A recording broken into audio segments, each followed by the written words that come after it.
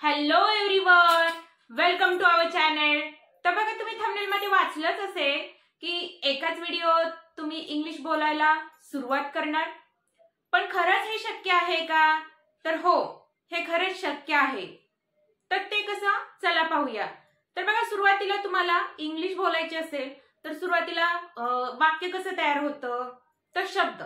सुरुवातीला तुम्हाला शब्द माहिती असणं गरजेचं आहे। जसं की घर, घराला काय इंग्लिश मधून आपण बोलतो हाऊस, किंवा पुस्तक, पुस्तकाला काय बोलतो बुक्स। हे शब्द तुम्हाला माहिती असणं गरजेचं आहे, त्याचा अर्थ तुम्हाला माहिती असणं गरजेचं आहे। देन सेकंड स्टेप येते की वाक्य। काही जणांना आहे की आम्हाला शब्द माहिती आहेत पण वाक्य कसे तयार करायचे ते समजत नाही। तर बघा, वाक्य कसे तयार करायचे ते पाहूया। जसं की मराठीमध्ये आपण वाक्य कसं तयार होतं, मराठीमध्ये कसं वाक्य तयार करतो ते पाहूया अगोदर। कर्ता, कर्ता प्लस कर्म आणि क्रियापद, यानं काय होतं, मराठीमधलं वाक्य तयार होतं। जसं की उदाहरण बघा, कर्ता काय, मी, मी जेवण करतो, हे काय झालं, मराठीतलं वाक्य झालं। तर इंग्लिश मध्ये कसं असतं, इंग्लिश मध्ये पण असंच असतं, पण कसं ते पाहूया। कर्ता सब्जेक्ट, सब्जेक्ट मीन्स इंग्लिश मध्ये कर्ता। देन कर्म, कर्म मीन्स ऑब्जेक्ट, आणि क्रिया, क्रिया मीन्स काय, वर्ब। तर बघा, अगोदर सब्जेक्ट काय असतं, ऑब्जेक्ट काय असतं आणि वर्ब काय असतं ते समजून घेऊया। सब्जेक्ट म्हणजे काय, तर जो कार्य करतो तो असतो सब्जेक्ट, तो असतो कर्ता। देन ऑब्जेक्ट, ऑब्जेक्ट म्हणजे काय, तर ज्याच्यावर कार्य करतो, ज्याच्यावर कार्य केलं जातं ते असतं ऑब्जेक्ट। आणि वर्ब, वर्ब काय असतं, तर क्रिया, क्रियापद काय, तर त्याच्यामध्ये सगळे। तर क्रियापद पहा, क्रियापद काय असतात, येणे, जाणे, बसणे, उठणे, रडणे, हसणे, हसवणे, लिहिणे, वाचणे, अभ्यास करणे, बोलणे, ऐकणे, हे सगळे मराठीमध्ये क्रियापद झाले। तर इंग्लिश मध्ये तुम्ही कसं ओळखणार क्रियापद कसे, तर बघा, एक ट्रिक सांगते मराठीमधून। ज्या क्रियापदांना लास्टला ळेणे लागतं ते सगळे इंग्लिश मध्ये क्रियापद असतात। कसं, बोलणे, हसणे, रडणे, येणे, जाणे, हे सगळे क्रियापद आहेत। ओके, तर पहा आता सेंटेन्स स्ट्रक्चर काय झालं, subject plus verb plus object. मराठीमध्ये कर्ता, कर्त्यानंतर कर्म येतं आणि कर्मानंतर क्रियापद येतं, पण इंग्लिश मध्ये तसं नाहीये। इंग्लिश मध्ये काय आहे, कर्त्यानंतर क्रियापद येतं आणि क्रियापदानंतर कर्म येतं। तर बघा, कर्ता म्हणजे काय, जो कार्य करतो तो कर्ता, कर्म म्हणजे काय, ज्याच्यावर कार्य करतो ते कर्म, आणि क्रियापद म्हणजे काय, जी क्रिया करतो ते क्रियापद, असं। तर आता हे स्ट्रक्चर झालं sentence structure. Subject plus verb plus object. आता कशी वाक्य तयार होतात ते पाहूया। कर्ता काय आहे, तर कर्ता आहे आय, मी। कर्म, क्रियापद काय आहे, तर लिहिणे, आय राईट, मी लिहितो। आता ऑब्जेक्ट काय येईल, तर ऑब्जेक्ट आहे मेसेज लिहितो, आय राईट अ मेसेज, मी संदेश लिहितो। किंवा मी छोटी छोटी वाक्य बनवायला सोपं असं बनवते। ओके, तर बघा, आय हा कर्ता झाला। देन आपण दुसरं क्रियापद पाहूया।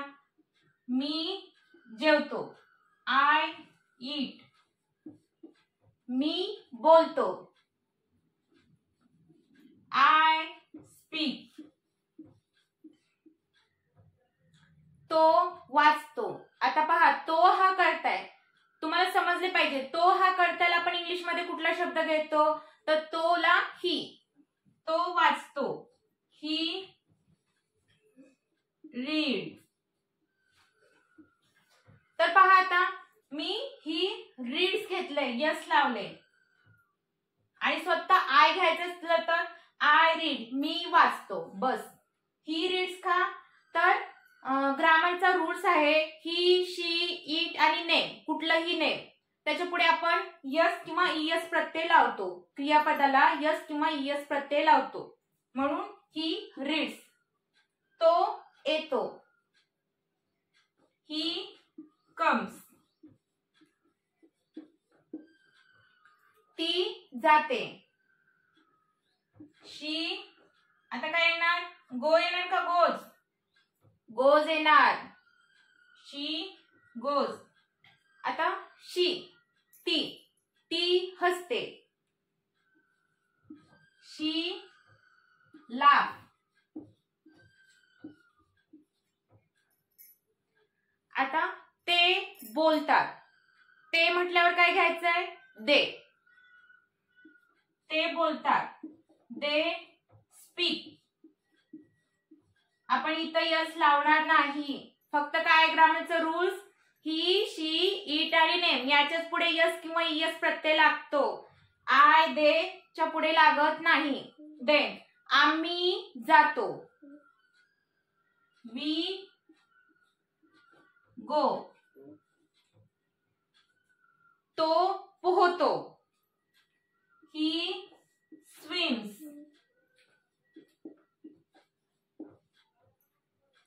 तू पळतो. तुला कुठला येणार? तू हे सब्जेक्ट घेतले आपण. तुला इंग्लिश मध्ये काय म्हणतात? तर यू. तू पळतो. You run.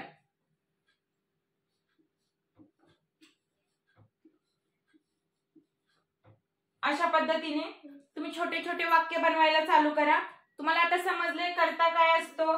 कर्ता I, he, she, they, we, you हे कर्ते घेऊन तुम्ही घरामध्ये बोलायला चालू करा. इंग्लिश बोललं पाहिजे.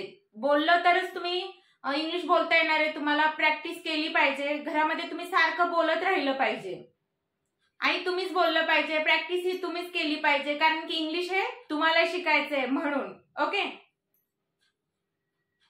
तर पहा, मी तुम्हाला देत आहे सरावासाठी काही वाक्य. मी मदत करतो. तो खेळतो. तू झोपतो. ती पाहते. ते शिकतात. हे वेगळे वेगळे सब्जेक्ट आहेत, वेगळे वेगळे वर्ब आहेत. तुम्ही हे इंग्लिश मध्ये ट्रान्सलेट करायचे आहेत आणि कॉमेंट्स थ्रू मला पाठवायचे आहेत. मी ते सगळे वाचणार आहे. ओके, तर बघा, प्रॅक्टिस ही केलीच पाहिजे. सराव हा तुम्ही केलाच पाहिजे. देन पहा, या चॅनेलवरती आपण काही जणांचे असे प्रश्न होते की आम्हाला इंग्लिश वाचायला शिकायचे आहे. तर बघा, आपण त्याचे व्हिडिओ पण बनवले आहेत.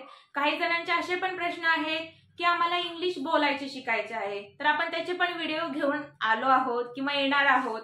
तर काही जणांचे असे पण प्रश्न आहेत की आम्हाला इंग्लिश समजत नाही, काय बोलतात ते समजत नाही. तर पहा, आपण त्याचे पण व्हिडिओ घेऊन येणार आहोत. देन काही जणांचे असे पण प्रश्न आहेत की आम्हाला इंग्लिश वाचता तर येतं, पण आम्हाला त्याचा अर्थ समजत नाही, काय वाचतोय त्याचा अर्थ आम्हाला अजिबात समजत नाही. तर या सर्वांचे व्हिडिओ आपण याच चॅनलवरती अपलोड करणार आहोत. तर त्याच्या अगोदर आपला चॅनल तुम्ही सबस्क्राईब केला पाहिजे. तर बघा, तुम्ही सबस्क्राईब केलं तर मला एक मोटिवेशन मिळतं की आपल्या ऑडियन्सला आपले व्हिडिओ आवडतात, आपण त्यांच्यासाठी हे व्हिडिओ घेऊन येणं गरजेचं आहे, असं मला पण एक मोटिवेशन मिळतं. तर बघा, सुरुवातीला लाईक आणि शेअर आणि चॅनल हा आपला सबस्क्राईब